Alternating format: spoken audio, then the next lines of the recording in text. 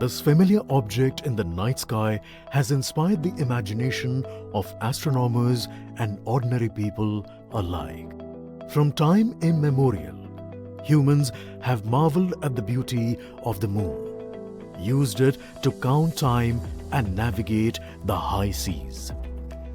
In modern times, Moon, the only natural satellite of the Earth, has acquired added importance due to the belief that Moon is the key to our understanding of the evolution of the solar system in general and Earth in particular. Besides, Moon's precious resources and low gravity have further endeared it to humans. India, a major spacefaring nation, has conducted a detailed exploration of the Moon through its Chandrayaan program. The country has sent 2 robotic spacecraft to orbit the Moon and to take a repeated look at its surface. Chandrayaan-3 demonstrated India's ability to reach the surface of the Moon at a place and time of its choice. And with it, India became the 4th country to reach the surface of the Moon in November 2008. Besides, Chandrayaan-1's conclusive discovery of water on the Moon in 2009 was praised as a path-breaking discovery. The follow-on mission, Chandrayaan-2, had an orbiter, a lander called Vikram, and a rover named Pragyan. In the past 4 years, the orbiter has repeatedly observed the lunar surface and even today is working satisfactorily.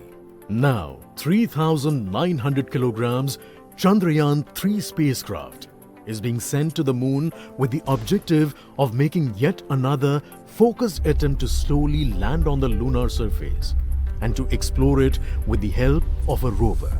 Following the spacecraft launched by India's most capable rocket LVM-3, the Chandrayaan-3 lander carrying a rover within it will be carried into an orbit around the Moon by the propulsion module. A little later, the lander will separate from that module and will attempt to make a soft landing in the south polar region of the Moon.